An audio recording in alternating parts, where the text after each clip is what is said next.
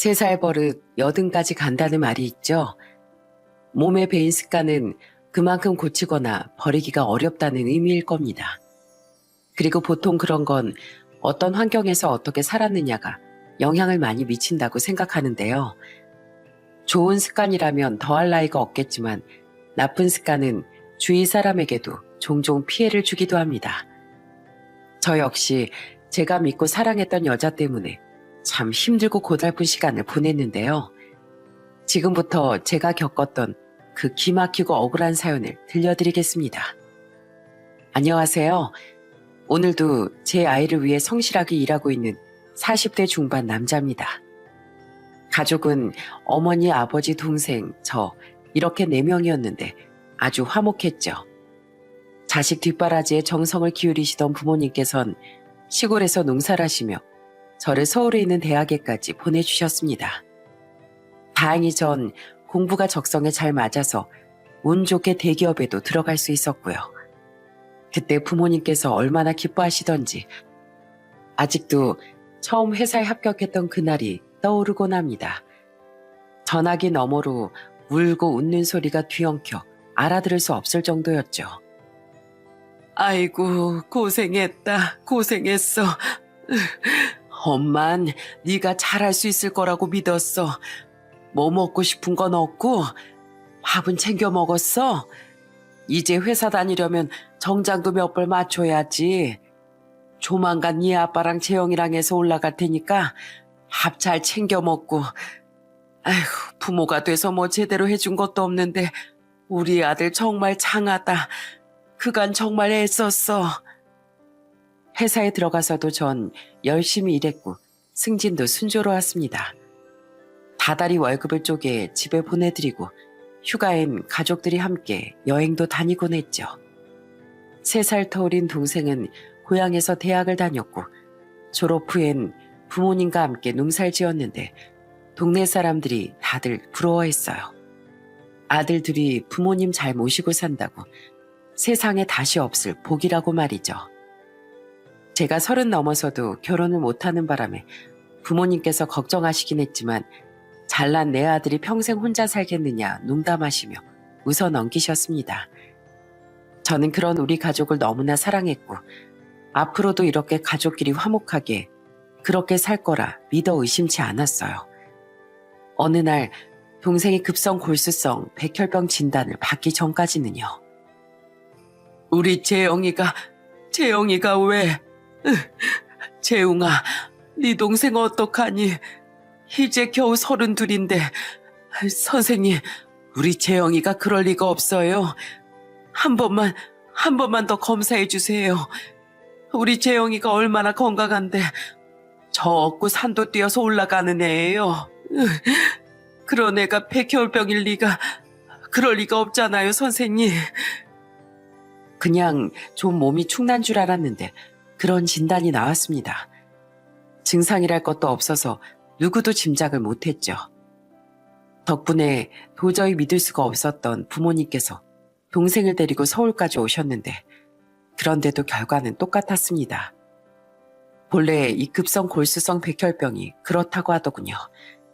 초기 증상이 없고 약간의 증상이 보이기 시작해도 어지러움, 빈혈 정도라 심해졌을 땐 이미 말기라고. 그리고 제 동생은 이미 너무 많이 진행이 되었다고요. 동생은 자신이 시한부라는데 그런데도 그냥 웃으며 괜찮다고 말했습니다. 아버지 어머니 걱정한다고 길어야 1~2달이라니 힘들게 하고 싶지 않다면서요. 그래놓고 나중에 화장실에서 혼자 몰래 우는데 정말 가슴이 갈기갈기 찢어지는 것 같더군요. 무슨 짓을 해서라도 고쳐주고 싶고 내가 할 수 있는 거라면 무엇이든 다 해주고 싶었습니다. 형, 결혼은 언제 해? 나 형 결혼식에서 축가 부르고 싶었는데 기왕이면 나 형 결혼식은 좀 보고 싶긴 하다. 형수님이랑 사귄 지도 꽤 됐잖아. 소개라도 시켜주라. 근데 이 녀석은 고작 한다는 소리가 죽기 전에 저 결혼하는 게 보고 싶다고 하더군요. 여자친구 있는 거 알고 있다고. 어머니 아버지 걱정하시고 나도 이러다 형 결혼 참석 못하게 생겼으니 죽기 전에 결혼식이나 보여달라고. 동생 말대로 그때 제겐 이미 3년을 사귄 여자친구가 있었습니다. 이름은 조소라로 저보다 5살이나 어린 회사 동료였죠. 당시 제가 35, 여자친구가 30이라 둘 다 적지 않은 나이이기도 했습니다. 다만 슬슬 결혼을 하긴 해야 하는데 여자친구가 예쁘고 집도 잘 사니까 더 좋은 사람도 만날 수 있는 사람인데 내가 자격이 될까 그렇게 조금 망설이던 시기였죠. 근데 동생 일도 있고 해서 용기를 내 프로포즈하면서 사정을 설명했더니 여자친구가 뜻밖에도 선선히 승낙을 해주더군요. 그동안 얼마나 힘들었느냐며 결혼도 허례허식은 치우고 동생 앞에서 그렇게 간소하게 하자고 말도 해줬고요. 사실 재웅 씨가 올해도 프로포즈 안 하면 내가 하려고 했어. 만약 내가 프로포즈하게 놔뒀으면 결혼하고 내내 바가지 긁으려고 했는데 재형 씨 덕에 산 줄 알아. 정말이지 얼마나 고마웠는지 모릅니다. 결혼이라는 게 인생에 몇 없는 일륜지 대사인데 특히 여자들이 가장 로망을 가지는 그런 부분인데 그걸 포기한 거였으니까요. 저는 여자친구에게 제가 정말 잘하겠다고 너무 고맙다고 말하며 그렇게 결혼을 준비했습니다. 어머니 아버지께서도 눈물을 뚝뚝 흘리며 인사를 전하셨고요. 특히 아버지께서 제 여자친구에게 얼마나 고마워했는지 모릅니다. 평소 그렇게 과묵하시던 분이 여자친구의 손을 꼭 잡고 고맙다는 인사를 몇 번이나 하셨죠. 세아가 네가 얼마나 큰 결심을 해줬는지 잘 안다. 네가 이렇게 우릴 생각해주고 희생한 만큼 우리가 더 잘하마. 결혼식도 아무 걱정하지 마라. 혼수도 예단도 다 필요 없어. 우리가 빚을 내서라도 전부 다 해주마. 네 덕에 우리 재영이가 가기 전에 적어도 소원풀이 하나는 하고 가는구나. 결혼식을 준비하던 중 동생의 병세는 더 악화되었습니다. 도저히 식장으로 이동하거나 할 수 있는 상황이 아니었기에 우린 병원의 허가를 받고 병원에서 결혼식을 올리게 되었죠. 하객들을 초대할 수 없어 회사에선 대표로 몇 분만이 참석을 하셨고 그 외엔 정말 가까운 지인 몇 사람과 가족들만이 자리했습니다. 결혼식이라고 해봐야 그냥 같이 서로에게 맹세하고 반지를 교환하는 그런 정도였지만 적어도 저와 저희 부모님께 그보다 더 완벽한 결혼식은 없었을 겁니다. 고마워 형. 기왕이면 조카 얼굴도 보고 싶었지만 그건 내가 하늘 가서 거기서 볼게. 형 미안하고 고마워. 어머니 아버지 제가 먼저 가서 죄송해요. 용서해 주세요. 하지만 안타깝게도 동생은 저희가 결혼하고 채 한 달을 넘기지 못하고 눈을 감았습니다. 마음의 준비는 계속하고 있었지만 동생의 죽음 앞에 그런 건 아무런 의미도 없었고 저와 부모님은 가슴 찢어지는 고통과 슬픔을 느껴야만 했죠. 아이고 재영아 뭐가 그렇게 급해서 그러고 가. 엄마는 어쩌라고. 네 엄마 아빠 가슴 칼갈이 찢어놓고 이렇게 가면 어떡해. 이놈아 이 나쁜 놈아. 어머님 도련님께서도 가기 싫으셨을 거예요. 일어나세요. 날도 추운데 이러시면 나중에 감기 드세요. 어머님 감기 드시면 도련님이 더 속상하실 거예요. 아내는 그런 저와 저희 부모님을 위로하며 곁을 지켜줬습니다. 정말이지 그 고마움은 말로는 다 못할 겁니다. 동생이 죽기 직전까지 저나 부모님께서 피치 못하게 자리를 비울 때면 늘 아내가 그 자리를 대신했기에 더더욱 그랬습니다. 솔직히 내가 정말 좋은 사람을 만났구나. 전생에 내가 아무래도 나라를 구했나 보다 생각했어요. 어머니 아버지도 그렇게 생각하셨고 주위 사람들 모두가 입을 모아 아내를 칭찬했죠. 저는 그런 아내를 소중히 하며 늘 배려했습니다. 집안일도 열심히 돕고 주말엔 당신도 휴일이 필요하지 않겠느냐며 같이 여행도 가고 쇼핑도 다녔죠. 아내가 기념일을 까먹는 날은 있어도 제가 까먹은 적은 단 한 번도 없었습니다. 어머니 아버지께서도 그런 제 아내를 정말 아끼셨는데 때로는 제가 아들이 아니라 사위라고 착각할 정도였습니다. 어디를 가시든 제 선물은 안 사와도 아내 선물을 꼭 사오셨고 싫은 소리 한번 하신 일이 없으셨어요. 결혼 생활 내내 아내가 반찬이나 김치를 만든 적도 거의 없을 정도였습니다. 그마저도 집에 들어가면 그래도 우더른이라 불편할 수 있다며 경비실에 맡기고 가셨어요. 여기저기 편하게 다니라며 아내를 위해 차도 한 대 사주셨고요. 그것도 작은 차는 사고 나면 위험하다고 꽤 비싼 외제차를 턱하니 뽑아주셨죠. 그런데 참 열길 물속은 알아도 한길 사람 속은 모른다고 결혼하고 몇 년이 지나니까 그런 아내에게도 실망을 하고 싸우게 되더군요. 싸우게 된 이유는 지금 생각해도 어이가 없을 정도였습니다. 준우야, 그래 아빠 여기 있어. 우리 준우 많이 울었어? 엄마 힘들겠다, 그치? 우리 오늘은 이제 엄마 쉬라고 하고 아빠랑 놀자. 저희는 결혼하고 2년 만에 아들을 하나 얻었는데 아이가 기질이 예민하고 사람을 많이 가려서 다른 사람 손을 안 타더군요. 그건 저희 부모님은 물론 장인 장모님도 마찬가지라 온전하게 저희 두 사람의 손으로 키워야만 했죠. 덕분에 저희 둘 다 아이가 5살이 될 때까지 친구를 만나기는커녕 둘이서 데이트 한 번도 제대로 못했습니다. 애 키워보신 분들은 아실 거예요.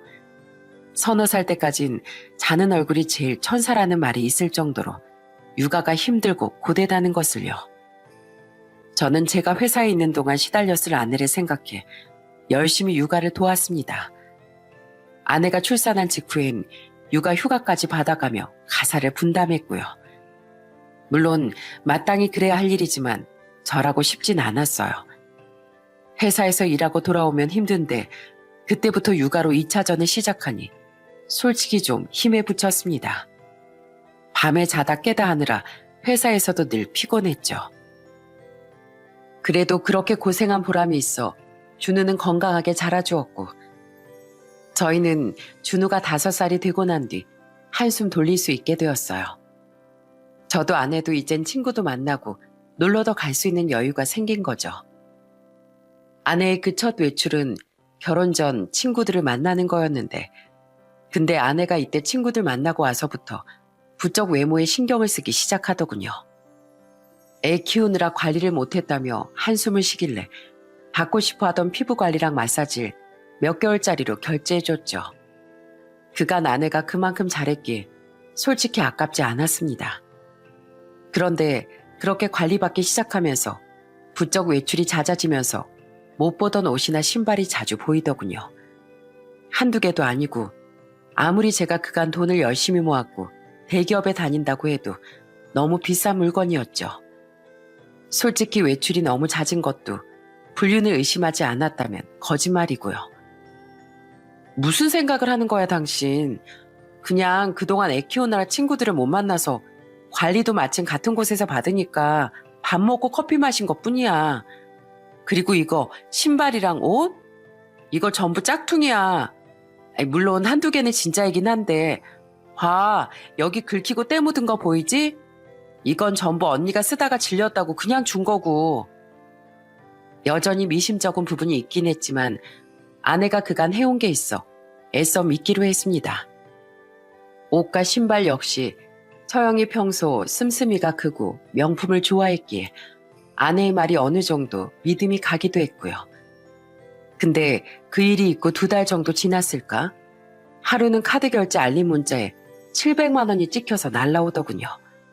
너무 놀라서 아내한테 전화했는데 연락은 안 되고 분실이라도 한 건가 싶어 얼른 그 카드를 정지시켰습니다. 카드를 정지시키자마자 연락 두절이던 아내에게 그제야 연락이 왔고요. 카드를 왜 나한테 묻지도 않고 정지시켜? 내가 쓰는 카드인데 적어도 확인을 했어야 할 거 아니야. 내가 지금 백화점에서 무슨 망신을 당한 줄 알아?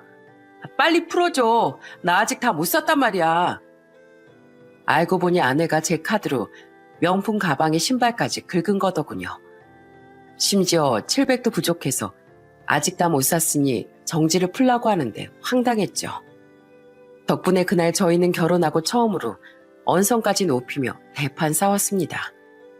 아내는 자신이 이 정도도 못 쓰냐, 내 친구들도 다 이 정도는 들고 다닌다며 화를 냈지만 저는 납득할 수 없었습니다. 그래서 결혼하고 처음으로 아내의 부탁을 완강하게 거절했어요. 그 사람들은 그 사람들이고 당신은 당신이야.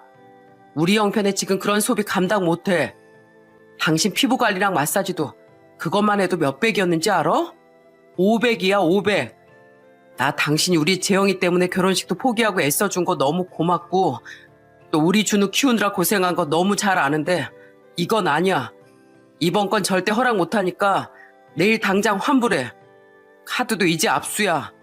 환불 안 하면 나도 당신이랑 계속 같이 사는 거 다시 생각해 볼 수밖에 없어. 아내는 조금 충격을 받았는지 금세 입을 다물었습니다.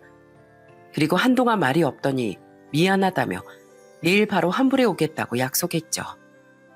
다음 날 아내가 가방과 신발을 환불한 걸 확인한 전 카드 한도를 곧장 대폭 줄였습니다.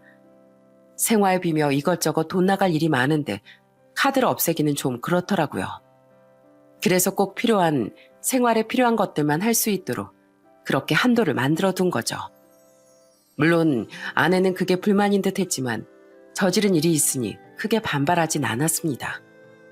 그저 갑자기 사람이 바뀌기라도 한 것처럼 모든 외출을 자제하고 집에 틀어박혔죠. 그걸 보니 내가 좀 심했나 싶긴 했지만 번복하진 않았어요. 애도 아니고 본인이 답답하면 알아서 친구도 만나고 할 거라 생각했죠. 근데 하루는 아내가 집에 있는 이유가 그게 아니라는 걸 정말 우연찮게 알게 되었는데 정말이지 황당하더군요. 그날은 회식이 있어 술을 좀 하고 들어온 날이었습니다. 숙취가 오는지 자다가 머리도 아프고 목도 너무 말라서 깼는데 옆에 아내가 없는 걸 발견했죠. 화장실이라도 갔나 하고 물을 마시고 화장실을 슬쩍 들여다봤더니 아무도 없더군요. 순간 등골이 오싹해 핸드폰을 가지러 안방으로 가려는데 글쎄 작은 방에서 인기척이 들리는 겁니다. 문이 조금 열려있어 슬쩍 들여다보니 컴퓨터 앞에 앉아 열심히 게임을 하는 아내가 보였고요. 당신 뭐해? 이 새벽에 언제 일어난 거야? 설마 안 잤어? 황당한 나머지 아무 생각 없이 문을 열고 말을 걸었는데 아내가 화들짝 놀라며 모니터를 끄더군요. 뭐 이상한 짓이라도 하다 걸린 것처럼 행동이 너무 부자연스러웠어요. 하지만 전 이미 아내가 컴퓨터로 고스톱을 치고 있는 걸 얼핏 본지라 그냥 모르는 척했어요.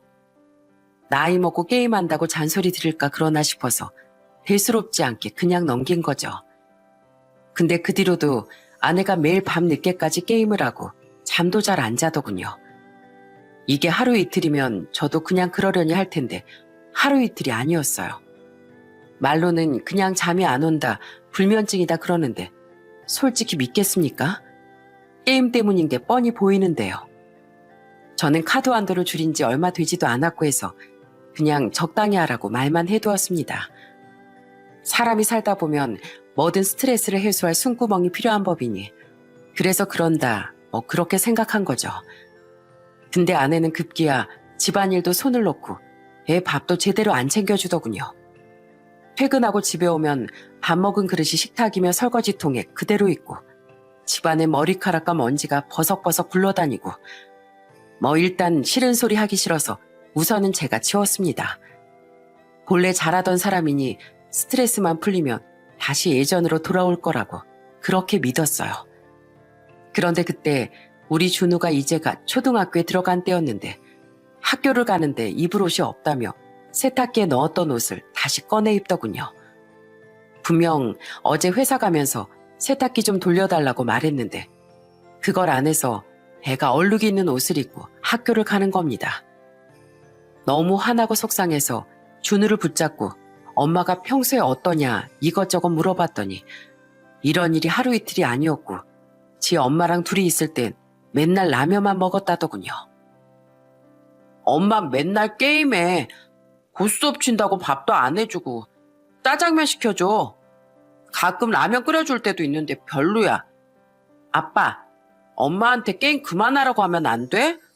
나 밥 먹고 싶어. 저는 아이에게 이야기를 듣고 곧장 아내가 게임을 하고 있는 방에 들어가 코드를 뽑아버렸습니다. 아내는 제가 들어오는지도 모르고 고스톱을 치다가 화들짝 놀랐고요. 저는 준우에게 들은 이야기를 말하며 결국 또 싫은 소리를 할 수밖에 없었습니다. 그래, 물론 당신도 힘들겠지. 나 이해해. 난 그래도 회사라도 나가고 사람이라도 만나는데 당신은 그간 집에서 애만 키웠으니 답답해서 스트레스 해소할 구멍이 필요할 거야. 근데 아무리 그래도 우리 애는 챙겨야 할 거 아니야. 당신 오늘 우리 준우 뭐 입고 갔는지도 모르지? 내가 세탁기 그것만이라도 좀 돌려달랬더니 그걸 안 해서 애가 세탁기에서 얼룩 남아있는 옷을 꺼내서 다시 입고 갔어. 알아? 당신이 그러고도 애 엄마야? 식탁이고 싱크대고 밥 먹은 그릇을 왜 저러고 매번 두는 건데? 팔이라도 키울 셈이야? 그놈의 게임 때문에 집구석이 어떤 꼴이 됐는지 당신 눈에는 안 보여?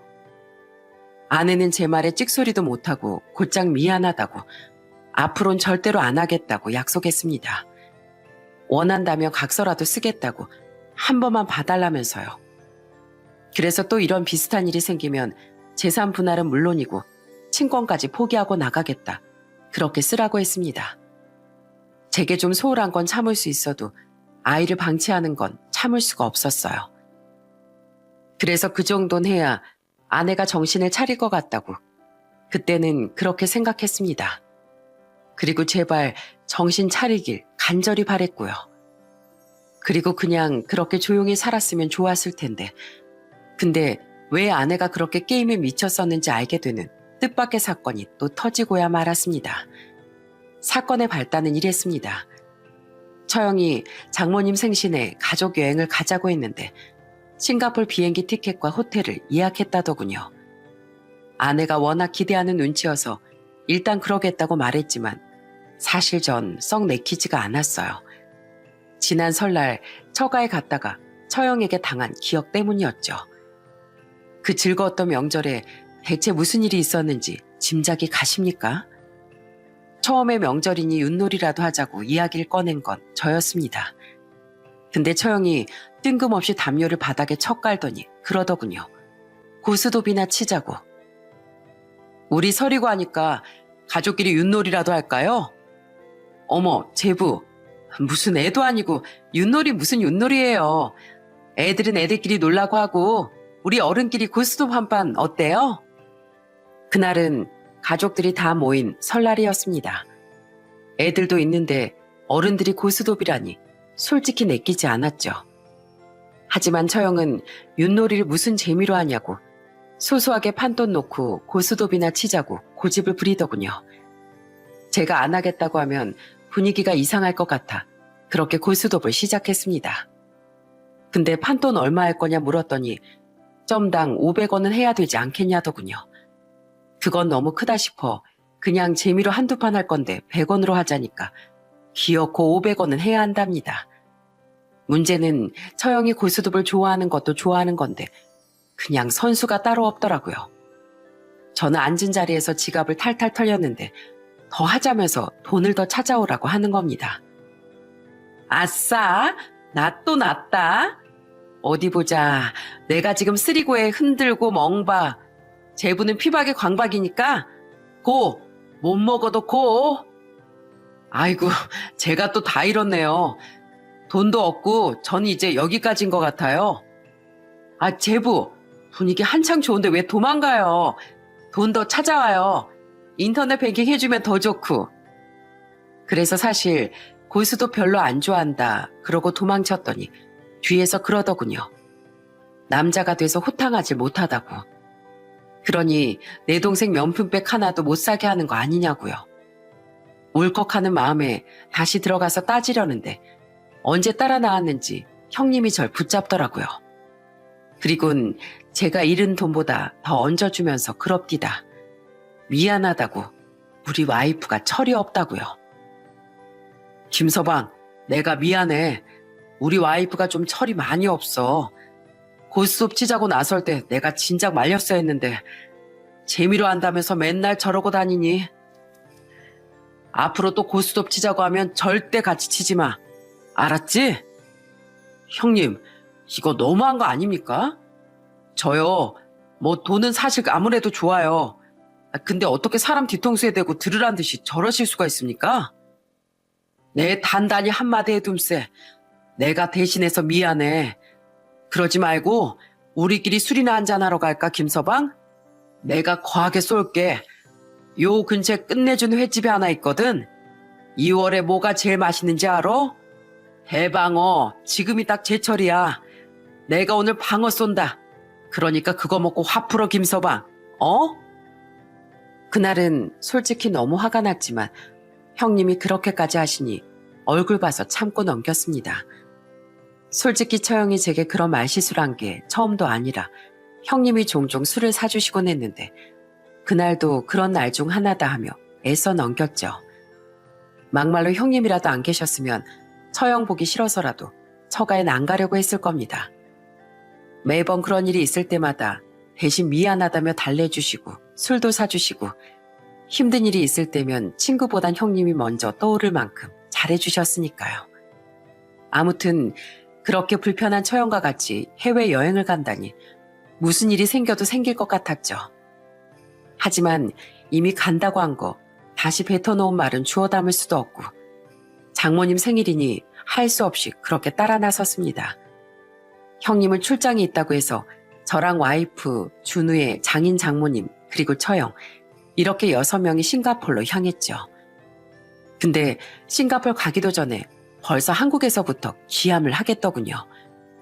장모님이랑 처형이 면세점에서 카드를 얼마나 긁는지 상상도 못할 금액이 순식간에 사라지더군요.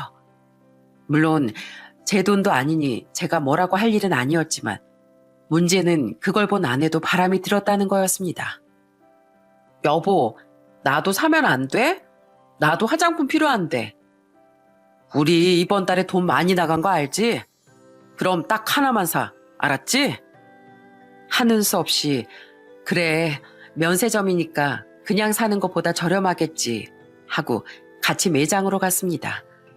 근데 세상에 기가 막혀서 하나만 사라고 했더니 아예 400만 원 정도 하는 세트를 하나 사려고 하더군요. 전 당연히 안 된다. 우리 사정에 이런 건 사치라며 아내를 조용히 말렸는데 그걸 처형이 보고 그러는 겁니다. 더럽고 치사하다고. 그거 얼마나 되는데 그러느냐고요. 제부, 사람이 왜 이렇게 쪼잔해요? 이거 해봐야 얼마나 한다고. 이래서 사람은 수준 맞는 사람끼리 결혼을 해야 한다니까. 야, 이리 줘. 내가 사줄 테니까.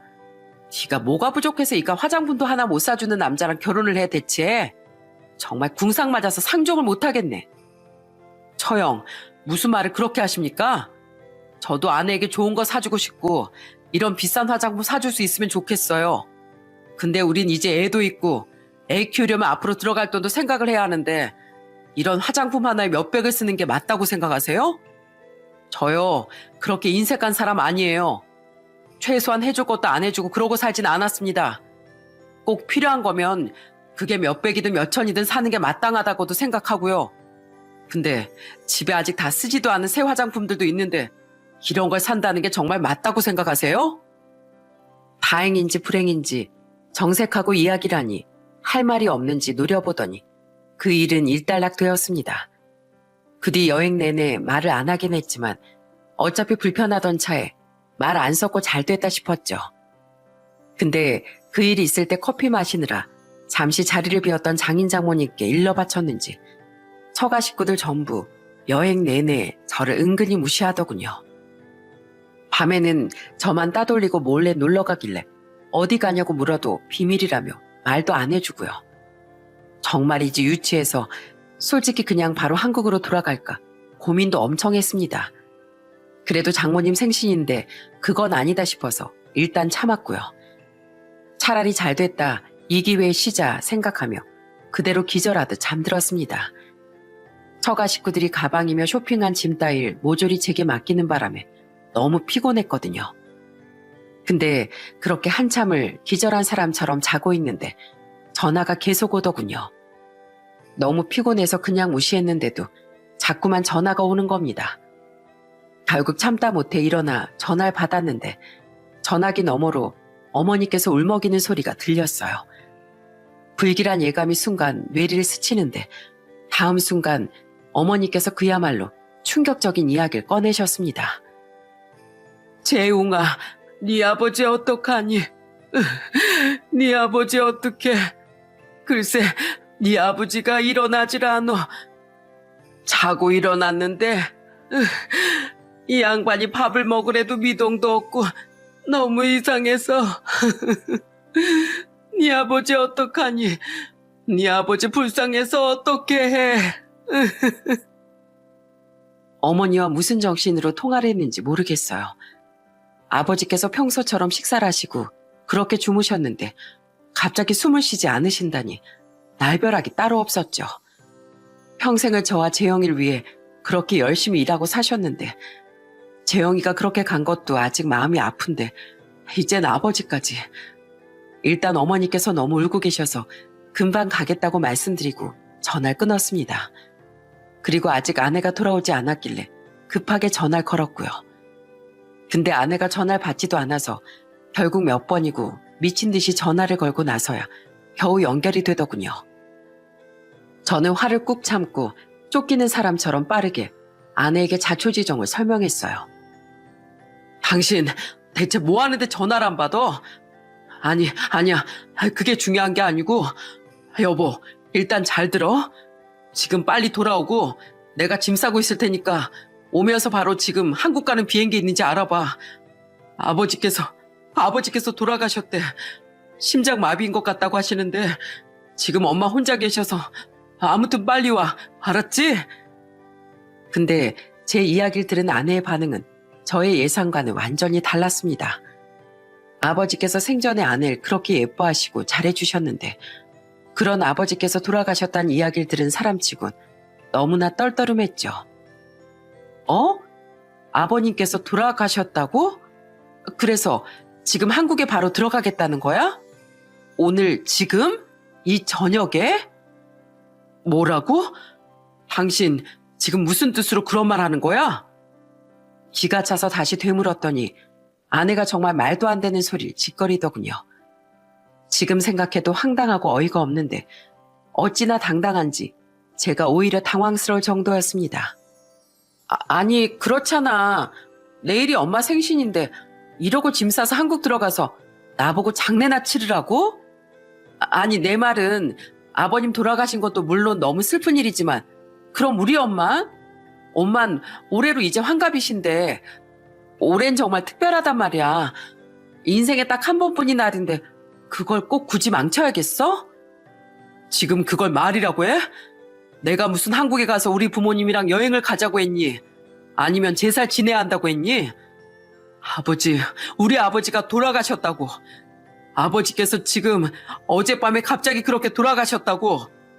갑자기 돌아가신 것도 황망한데 지금 내가 이런 이야기를 당신이랑 하고 있어야 돼? 당신 부모님이라도 그렇게 말할 수 있어?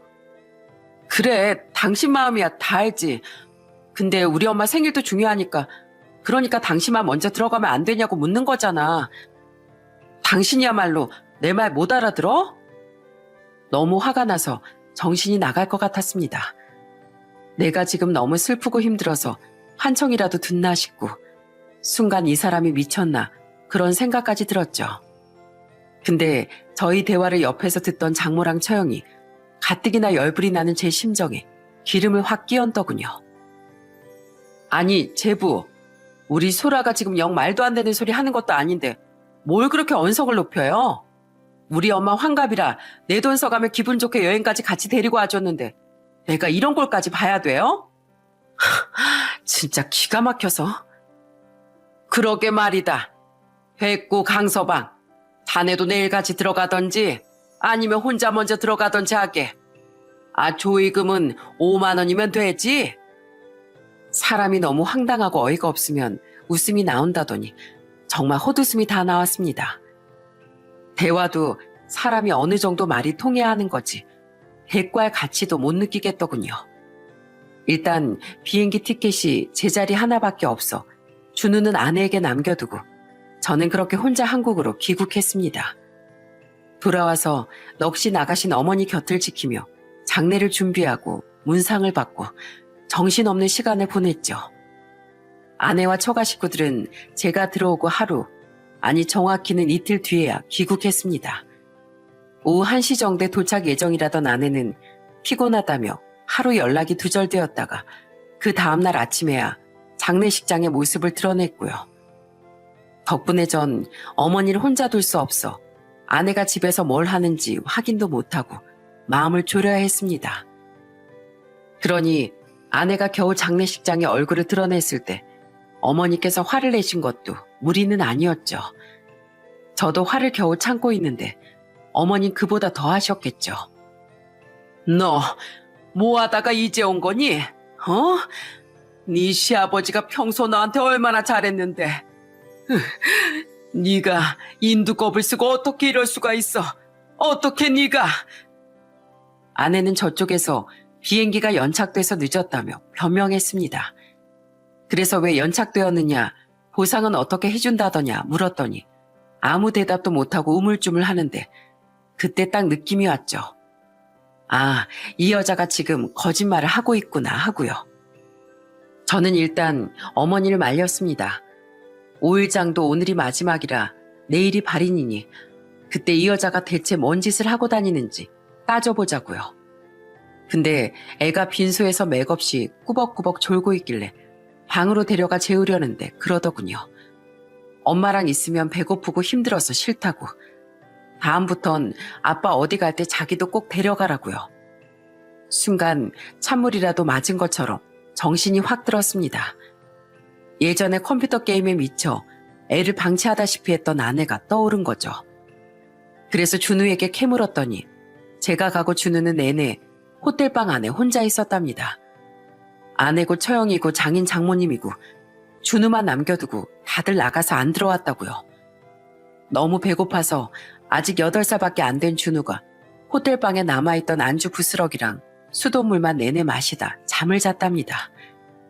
여기까지 듣고 이미 머리 꼭대기까지 화가 났는데 그래도 꾹 참고 물었습니다. 그래서 어디 다녀왔는지 아느냐고.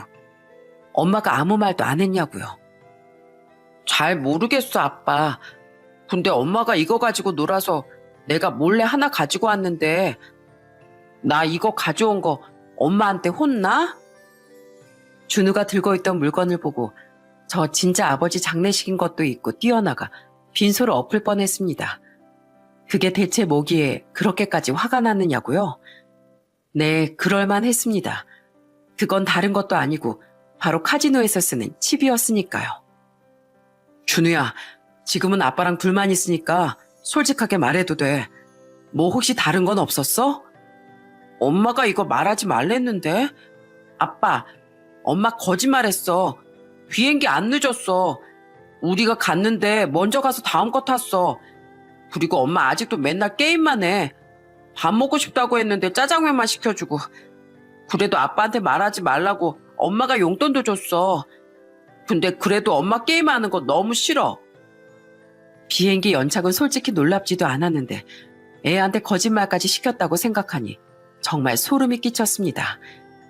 이 여자가 내가 아는 사람이 맞나 싶은 동시에 뭔가 이상한 예감이 뇌리를 스치고 지나갔죠.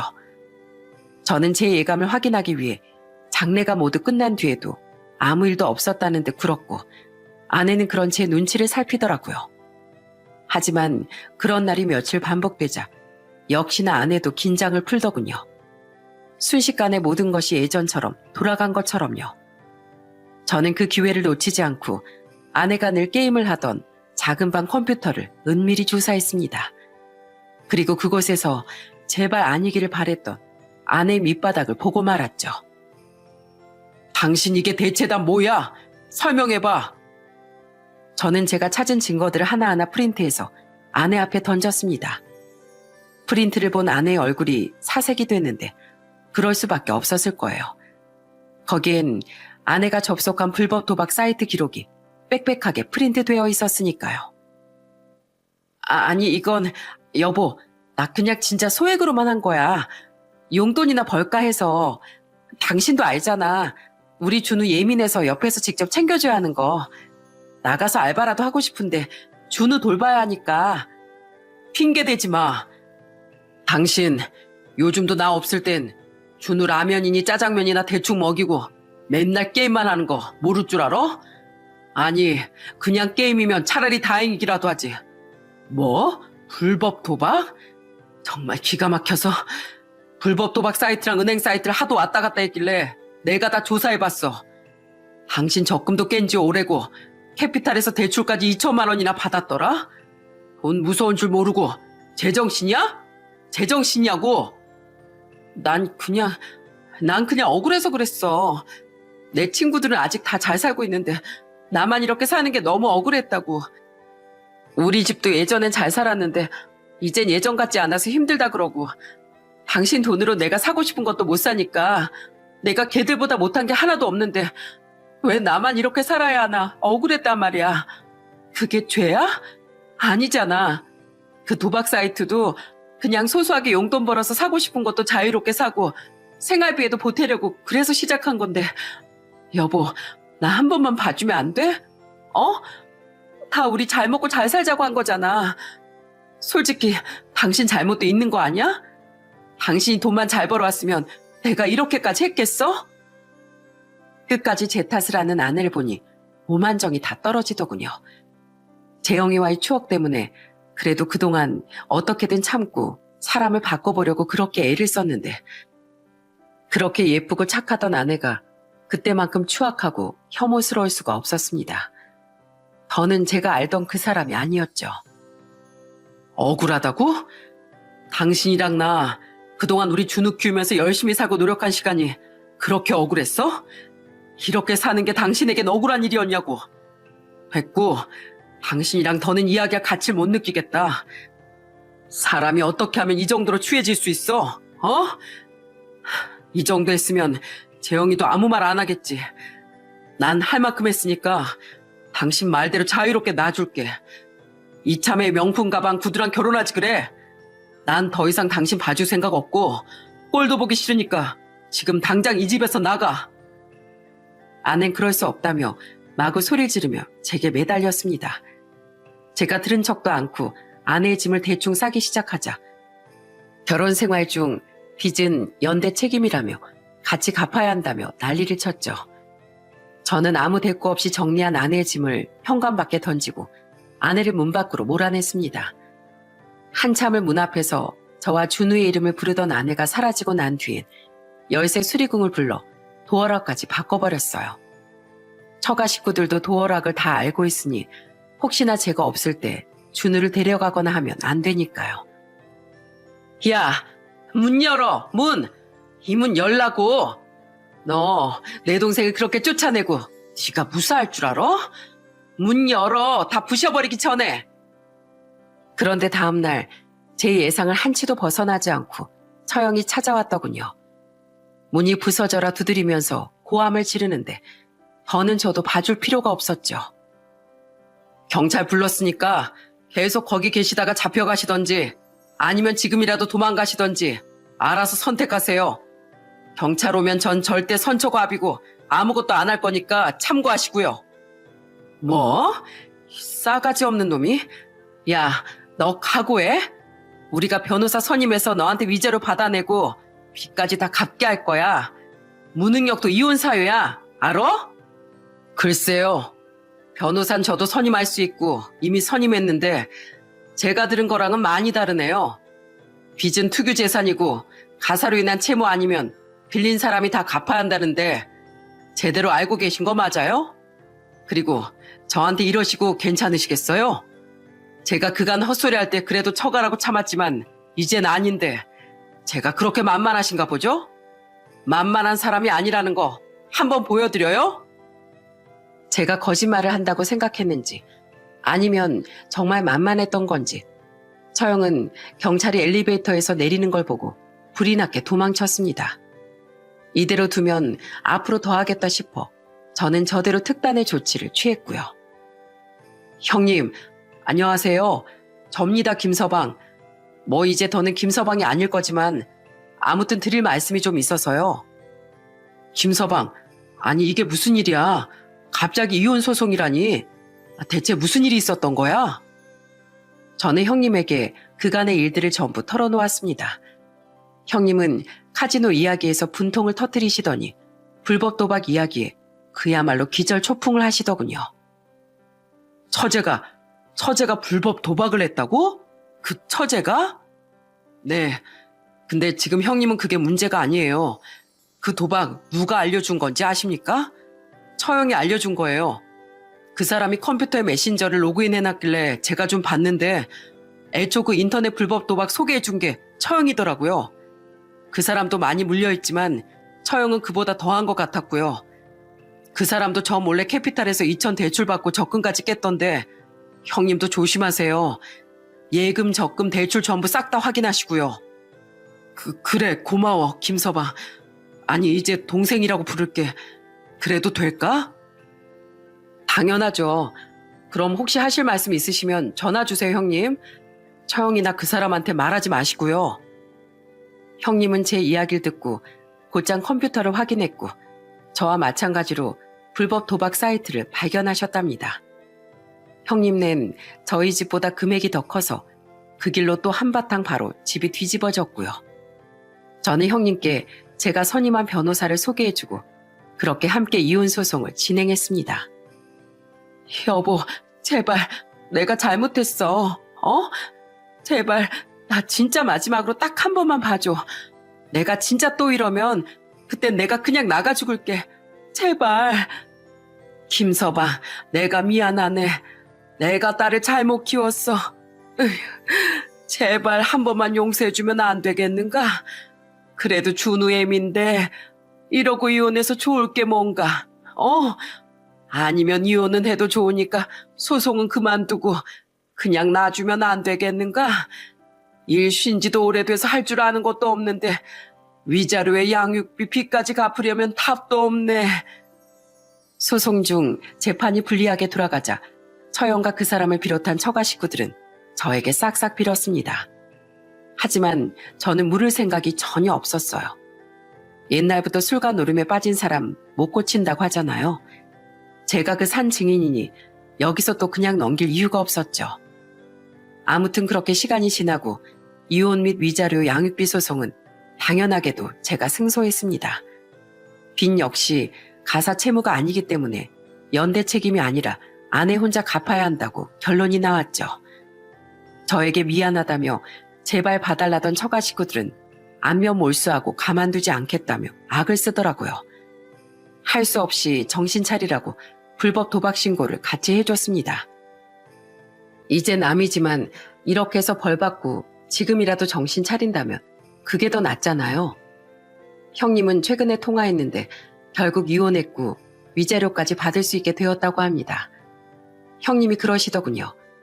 처형과 그 사람이 낸 빚 때문에 장인 장모까지 그 좁은 반지하 월세에서 다 같이 고생하고 있는 모양이라고.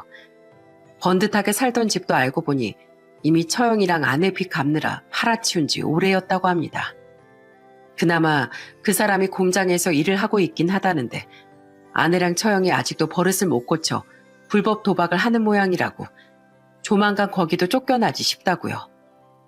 그렇게 힘들게 번 돈으로 빚 조금 갚고 그걸로 도박을 또 하다니. 얼마 전 아내에게 전화가 왔었는데 형님의 이야기가 진짜였는지 저를 붙잡고 사정을 하더군요. 여보, 내가 미안해. 내가 잘못했어. 나도 날 어떻게 해야 할지 모르겠어. 나 공장 다니는데 월급 받았는데 250 받아서 이번 달 이자랑 빚 갚고 180 남은 돈 또 다 잃었어. 월세도 밀렸는데 언니도 돈 다 날렸다 그러고 나 진짜 옛날이 너무 그리워. 여보, 당신이 진짜 나 딱 한 번만 용서해주면 안 될까? 내가 정말 잘할게. 나 준우 엄마로 다시 살게 해줘.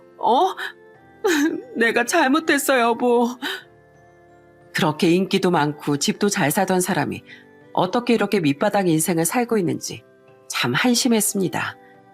정말 도박은 영화에서처럼 손모가지가 없어져도 그만두지 못하는 무서운 병이라는 생각이 들더군요. 저는 그냥 냉정하게 한마디만 하고 끊어버렸습니다. 내가 마지막으로 말하는데 나랑은 이혼해서 남남이지만 제발 준우 엄마로서 쪽팔리게 살진 말아라. 이 구제도 안 되는 여자야. 그리고 정신병원을 가든 밑바닥 인생을 살든 제발 이 사회에 필요한 인간이 되길 바란다. 이렇게 충고를 해주고 전화를 끊었습니다. 그렇게 진심으로 사랑했던 아내에게 뒤통수를 맞고 난 후 저는 지금 어머니를 모시고 준우와 함께 잘 살고 있습니다. 아버지 돌아가시고 어머니께서 참 많이 힘들어하셨는데 준우가 어찌나 어머니께 잘하고 애교를 떠는지 지금은 예전의 그 미소를 조금씩 찾아가고 계시죠. 오늘만 해도 준우랑 할머니랑 이야기하는 걸 듣는데 정말 제 아들이지만 얼마나 예쁜지 보기만 해도 그저 뿌듯하고 행복합니다. 할머니, 저랑 같이 책 읽고 놀아요. 할머니 어제 읽어준 거 다음부터 들을래요. 아이고, 우리 준우 심심해? 할미 말고 친구랑 놀지 왜? 할머니랑 놀면 재미없지 않어? 난 할머니가 제일 좋아요. 그래서 할머니랑 노는 게 제일 재밌어요. 아빤 2등이야. 요즘은 코인이다 투자다 하면서 일확천금을 노리는 사람들이 참 많은데 작고 소중한 행복도 하나씩 쌓이면 결국 큰 기쁨이 된다고 생각합니다. 그거 아시나요? 네잎클로버가 행운이라면 새잎클로버는 행복이라는 의미를 지니고 있다는 거. 제 이야기를 들어주신 여러분께서도 행운의 네잎클로버보다 행복의 새잎클로버 같은 삶을 사시길 바랍니다.